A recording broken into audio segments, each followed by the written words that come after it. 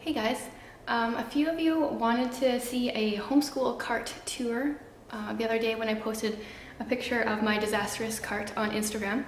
So today I'm going to bring that to you and show you each of the different levels of our cart. So last year what I did was I had everything in here that we needed for our homeschool day, including all the books that we were reading, all the workbooks my kids were using, all our craft supplies, and it was just bursting. There was too much going on. So this year I decided to change things up a little bit. We are doing, so far this year anyway, we are doing less crafty, artsy stuff, which I think will increase that throughout the winter here, but we'll see. So I changed the role of this cart. It's less all-purpose and more functional for a bigger part of our day, if that makes sense.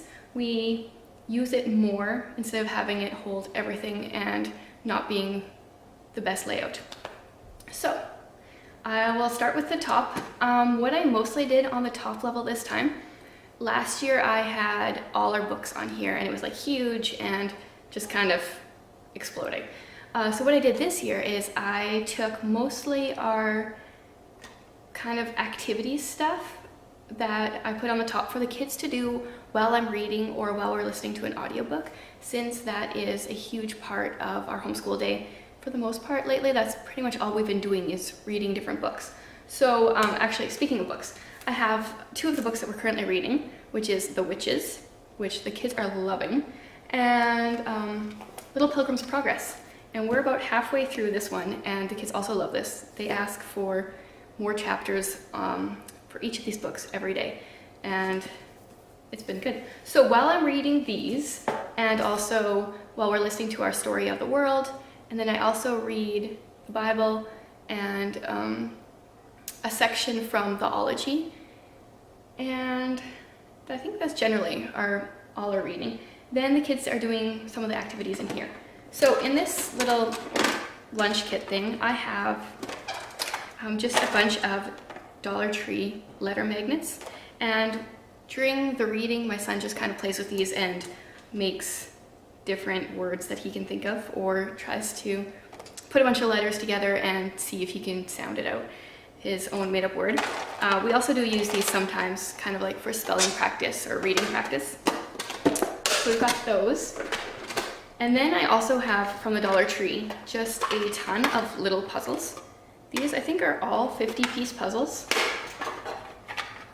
And so far this year my son has been doing one puzzle a day, which is really good because it's not necessarily something he's the best at right now. So we have those puzzles. And then we also have a bunch of letter cards. So these ones I bought off of Amazon. These are actually like sandpaper letter cards, which we haven't used them that way. Now, the only downside of these cards is that there's only one letter, or one card per each letter, so it's like there's only one A, and there's not a whole lot of words that you can spell with only one A or one E. So we have the lowercase and we also have the uppercase, which I liked, but then what I did was I went and I made some of my own. I created some just on cardstock, and this way I have multiple A's and all the different letters. And then we also have some sight words, which I also made. And these letters I do have up in my shop for $7. And these sight words were a freebie for one of our bundles. Yeah, it was a freebie in the summer. And I think I will also be putting these on my website soon as a free printable, so you can keep an eye out for that if you want. So we have those. Then I also have dominoes. These are also from Dollar Tree. They're just good for, my son likes to, you know, knock them all down, so like fine motor, set them up, or we do little math things and he matches the different numbers together. We also have these little puzzles where you try to get these things apart. The only problem with them is that I find them fascinating and then I get distracted and try to do them. And I can do them sometimes, but of course not on camera. So we have those. We also have a couple of different Usborne doodle. So this is the Doodle Tin, it's just drawing stuff. And then we have their secret codes. These are all wipe clean cards. The ones the kids have used the most are 100 things for little children to do on a journey. And they're just, I like to take these to church sometimes. There's just little activities. So you spell a word by figuring out what goes where. This is, can you imagine what this boy can see? Use your pen to draw it. So this one has 100 things, little activities. And this one has 50 cards. And then I don't know how many the Doodle Tin has. Probably, I'm guessing 100 at least. Then we have another puzzle. This is a map of Canada, which I also got at the Dollar Tree. This is a 100-piece puzzle, and my daughter does this one at least once a week. But yeah, it's really good for geography. And then I have these like how to draw cards. You have a picture on one side and then a step-by-step how to draw it on the other side. These they have not used yet this year. What I should do is put some little pieces of paper or a little notebook or something in here for them to do this. But I think they will yet. They're really cute. They're just 4 steps to drawing different things. And I think I bought these at one of the dollar stores one year. I don't remember. Then we also have story cubes. They're just dice that you roll and then you tell a story. For the most part, while we're listening to books or I'm reading, we don't use them that way, but sometimes my son just likes to play with them. Although they can be a little loud, so it's not necessarily the best entertainment during a story. Then in here, we also just have our Brain Quest cards. We haven't done these for a few weeks now, but we go through these every now and then.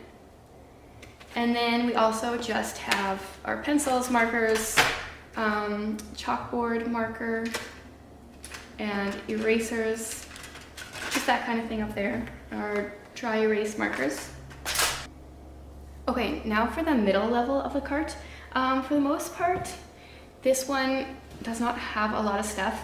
I find last year I had overcrowded this and then it was really hard to find anything in there.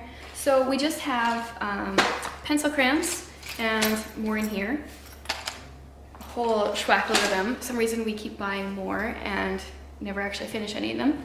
And then we have another little bin here, and this has our battery operated pencil sharpener. I bought this at Dollarama and it's been an amazing investment. It was $3. I used to have a plug-in one and we never used it because we were just too lazy to plug it in. So $3 well spent.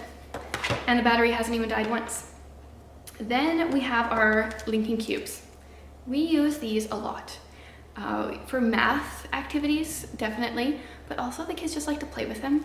They can build swords, guns, all sorts of things. Minecraft-esque things. I don't even know what they do with them, but they really enjoy using them. And then we have a ton of erasers.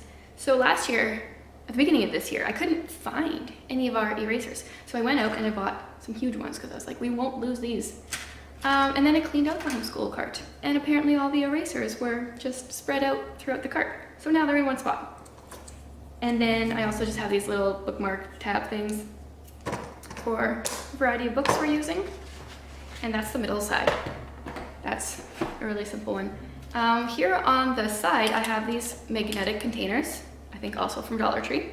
And then in here, what I did is we have different money. I was trying to teach my son the quarter, the nickel, the dime. I don't think I have any loonies in here. So just quarter, nickel, and dime right now. And then this is a pack of, I don't know, 50 or 100 erasers, just little erasers, and we use these for counters. Although, that being said, we actually do use the linking cubes more. We haven't used them for counters a whole lot, but they're small, and I'm sure we'll use them eventually. Okay, now the bottom level, which you probably can't see on there, is mostly just our books. So right now I have my agenda in there. which is just a composition notebook, and then I write down each week what I want to hopefully accomplish.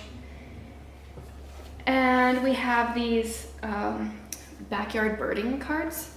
We have been using these as we've been going through the Burgess bird book. Then we kind of go through and see if the birds that are in the chapter that we're reading are in here. This also is not in any order whatsoever because my son is currently reading Fat Cat on a Mat, and then we've got some of his other books sporadically throughout here. So this is an Usborne phonics book. I think it has 12 stories, and then it's just all in one, and it has flaps, which make it a little bit more fun. So he currently just read the first one, which is Fat Cat on a Mat, and then there's, yeah, I think 11 other stories. Then we have my son's printing book. This is a grade, I think it's a grade 1 printing book. I bought it for my daughter when she was in grade 1, and then she didn't use it. So he's been using it. We're not very far. This is the Handwriting Without Tears. So we're only on page 37. He struggles a little bit more with fine motor, so I feel like it's more important for him to practice his writing. And it's drastically improved in the last few months. Then also, did I say reading? I meant writing. Anyway, speaking of reading, we have Teach Your Child to Read in 100 Easy Lessons. Now this book I have talked about over and over and over again on my blog. It's not interesting, it's definitely dry, but it works. So right now my son is on lesson 63, and we have a little sticker chart. And so this is the story he's going to be reading next time.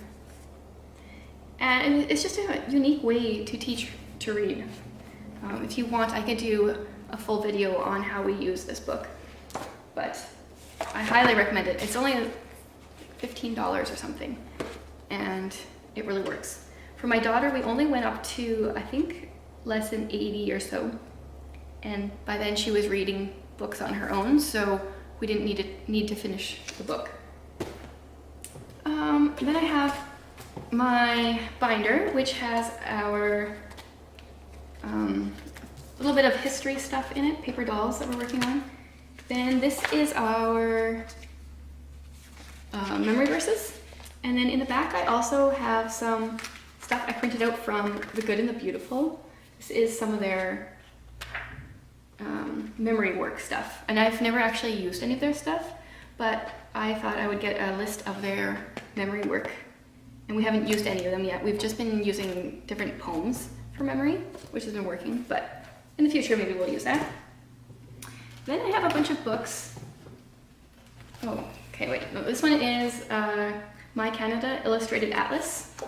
So because we are Canadian, that's kind of what we're focusing on this year for geography. We're doing Canadian geography and European geography because Europe is amazing. And so I've got this book. And then I also created my own wipe clean maps. So I'm trying to teach my daughter the different provinces and territories.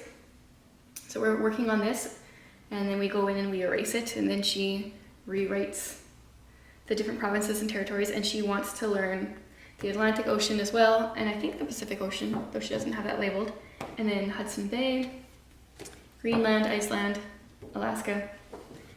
And then I also have the same thing for Europe. So she picked a few countries that she wants to learn where they are. Germany, France, Spain, Portugal. She wants to know the Mediterranean Sea, Italy, Greece. So that's what she's working on. And then I also have this Number of the Day printable, which I got online somewhere, and I don't remember where. We haven't used it at all this year. I think I'll wait till next year and use it with Ephraim. But it's a really cool little way to remember hundreds, tens, ones, and go through that. Then I have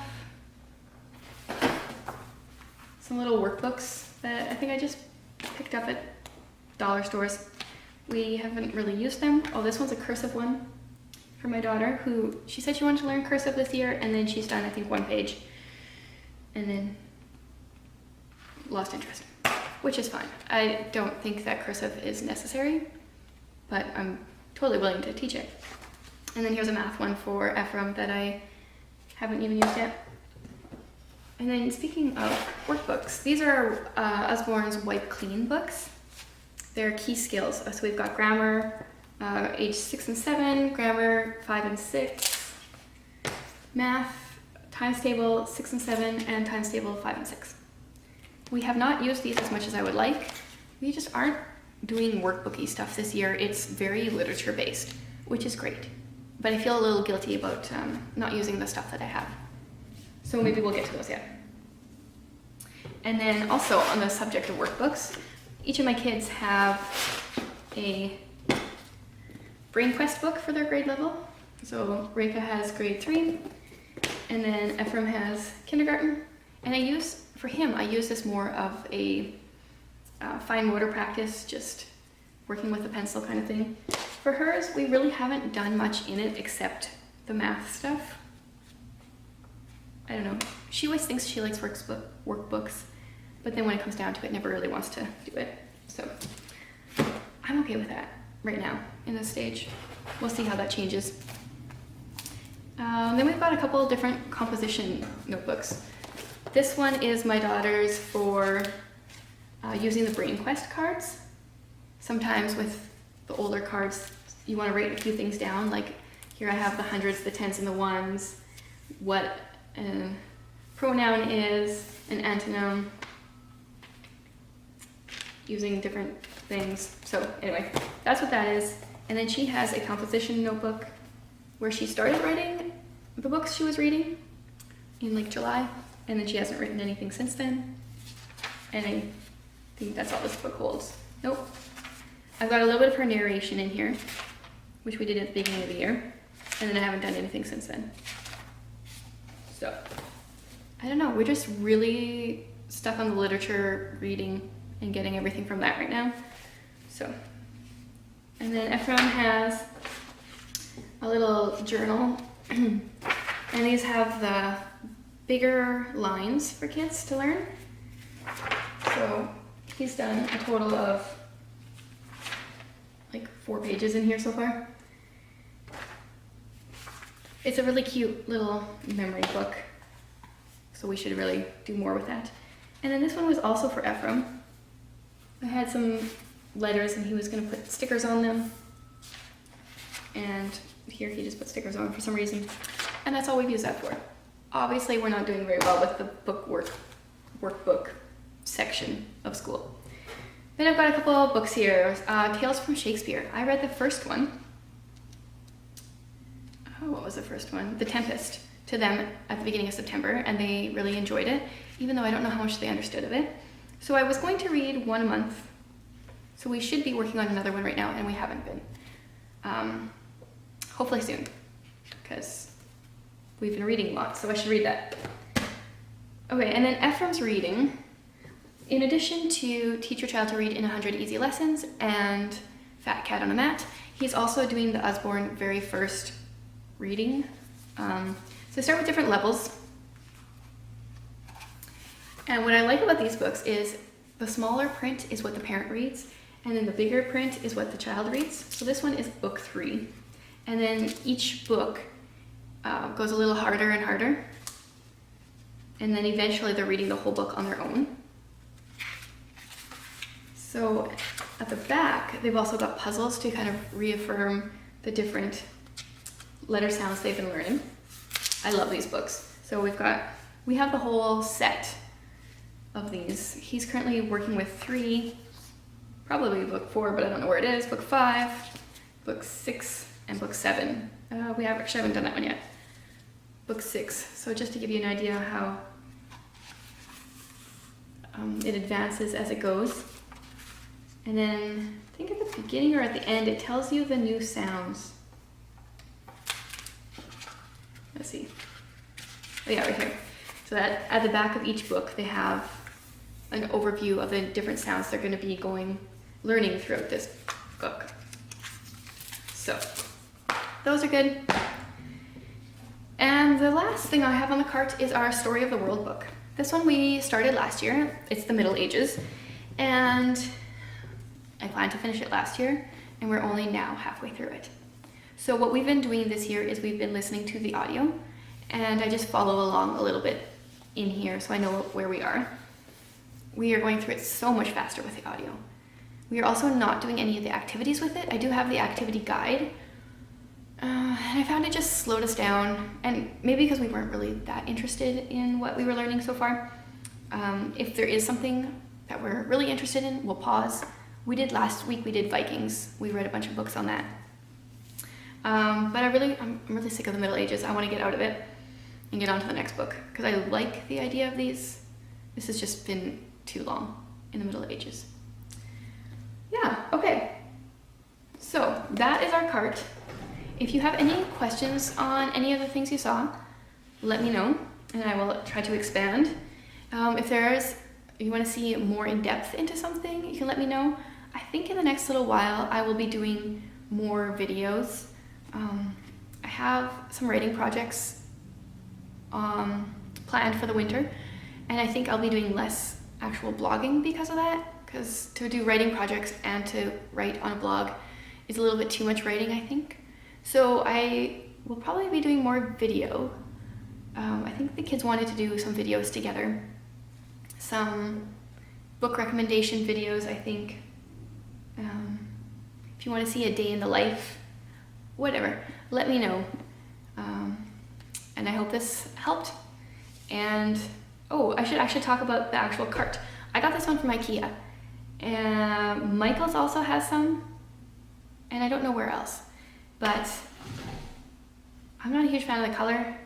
I wish I would have waited another month and bought them when Michael's got them in, but whatever, it adds some color to my white walls, I guess. I think that was everything. Okay, let me know if there's anything else you want to see, and enjoy your day.